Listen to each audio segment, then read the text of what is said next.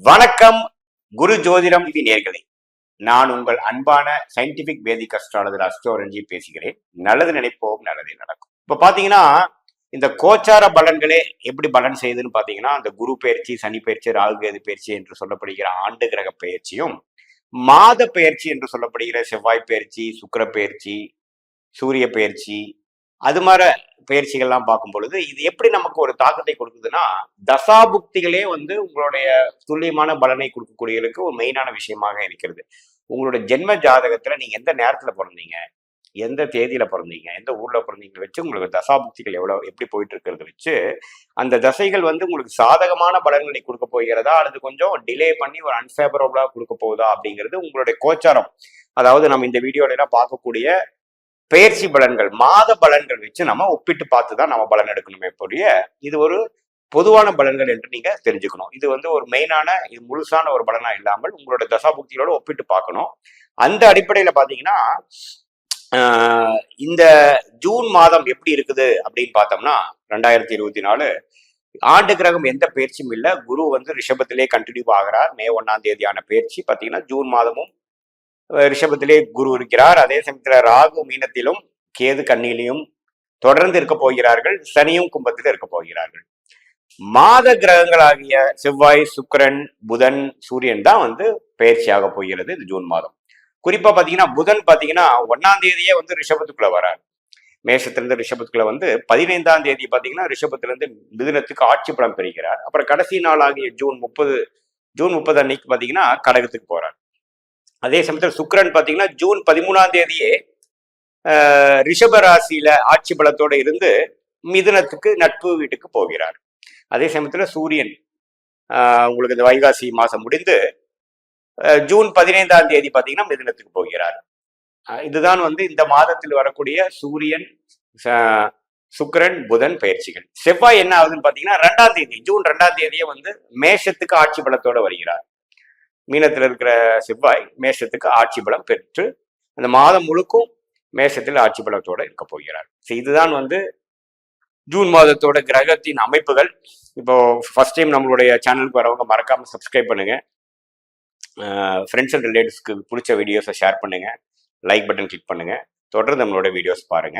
இந்த வீடியோல நம்ம என்ன பார்க்க போறோம்னா, விருச்சிக ராசிக்காரர்களுக்கு ஜூன் 2024 இப்படி ஒரு தாக்கத்தையும் எந்த ஒரு பலாபலன்களை கொடுக்க போகுதுங்கிறது நம்ம கொஞ்சம் டீட்டெயிலா பார்க்க போறோம்.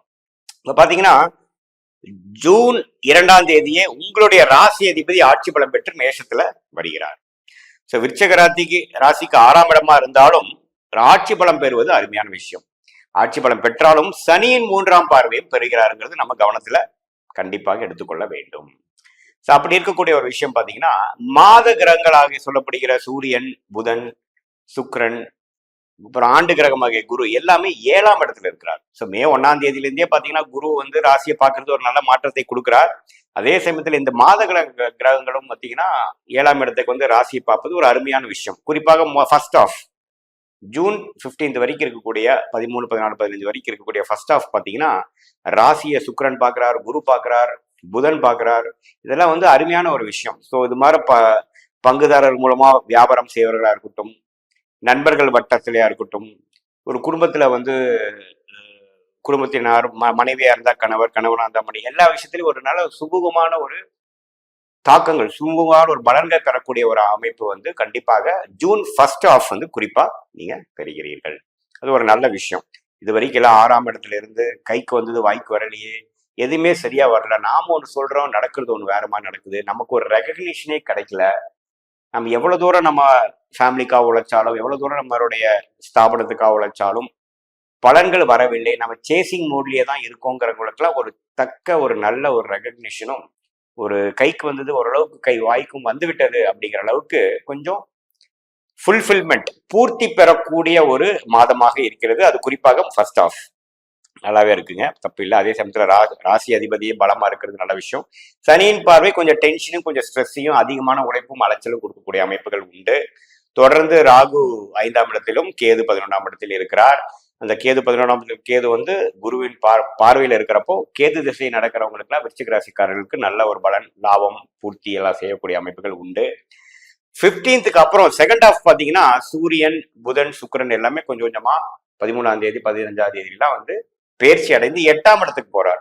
ஸோ ஓரளவுக்கு முதல் ஹாஃப் நல்ல ஒரு பலன்களை கொடுத்து அதுக்கப்புறம் கொஞ்சம் டிலேவும் அடுத்த லெவல் ஆஃப் கட்ட நடவடிக்கைக்கு வேணுங்கிற பிளானிங்கும் கொஞ்சம் சேசிங்கும் ஒரு மாதிரியான ஒரு தன்மை வந்து நம்ம இருக்குது. ஸோ எது நீங்க செய்யணும்னு நினைக்கிட்டாலும் ஃபர்ஸ்ட் ஹாஃப்ல செஞ்சுக்கக்கூடிய அமைப்பு கண்டிப்பாக உண்டு. நீங்க இந்த டைம் வந்து நல்லா யூஸ் பண்ணிக்கணும். குறிப்பா ஒரு ஒரு தொழிலதிபராக இருந்தீங்கன்னா ஒரு ஒரு அக்ரிமெண்ட் போடுறது, ஒரு கான்ட்ராக்ட் போடுறது, ஒரு ஒரு வெஞ்சருக்குள்ள பார்ட்டிசிபேட் பண்றது, ஒரு நியூ கஸ்டமர்ஸ் அக்வஷன் பண்றது, அது மாதிரி விஷயங்கள்லாம் நல்லா பண்ணலாம். அதே சமயத்துல கல்யாணத்தை எதிர்பார்த்துட்டு இருக்கிறவங்க அல்லது செகண்ட் லைஃப் என்று சொல்லப்படுகிற மறுதினம் எதிர்பார்க்கிறவங்களுக்கு எல்லாமே வந்து இந்த மாதம் வந்து குறிப்பா முதல் ஆஃப் வந்து ஒரு திடீர்னு ஒரு மேஜிக் மாதிரி நடந்து எல்லாமே கொஞ்சம் ஃபாஸ்டா நடந்து முடிஞ்சு மனசுல ஒரு சந்தோஷம் இருக்கு. பல நாள் நான் எதிர்பார்த்துட்டு இருந்த விஷயம் நடந்து இருந்துச்சுங்கிற மாதிரி ஒரு நல்ல ஒரு சுபத்துவமான சுபகிரகத்தின் தாக்கம் 7ஆம் இடத்துல இருக்கிறது வந்து ஒரு கோல்டன் டைம் தான் நான் சொல்லுவேன். அதே சமயத்தில் ராசி அதிபதியும் ஸ்ட்ராங்கா இருக்கிறது நம்ம பூர்ணமா அதை நம்ம இரு கைகளால் எடுத்து அனுபவிக்க முடியுங்கிறத கொஞ்சம் காட்டுதுங்க.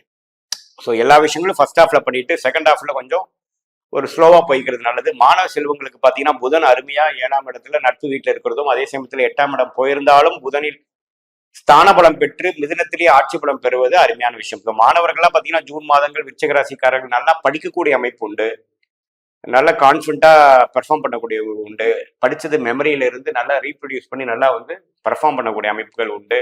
அவங்க என்ன கோர்ஸ் ஜாயின் பண்ணணும், என்ன காம்படிட்டிவ் எக்ஸாம் எழுதணுங்கிறதெல்லாம் கிளாரிட்டி இருந்து நல்லா ஒரு கடைசி ரிசல்ட் எடுக்கக்கூடியவங்களுக்கு விருச்சிக ராசி கடைசியா வந்தாலும் லேட்டஸ்டா வருகிற ஒரு விஷயங்கள் கண்டிப்பாக உண்டு.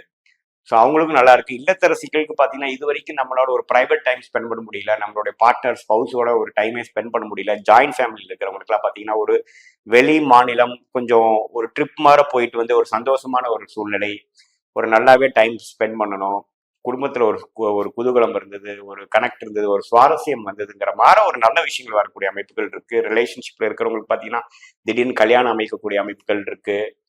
புதுசா ஒரு நல்ல ஒரு நபர் அறிமுகமாகி நட்பு வந்து காதலா மாறக்கூடிய அமைப்புகள் இருக்கு. ஏன்னா சுக்கிரன் 7ஆம் இடத்துல ஆட்சி பலம் பெறாரு பார்த்தீங்களா, அதெல்லாம் வந்து அருமையான ஒரு அமைப்பு.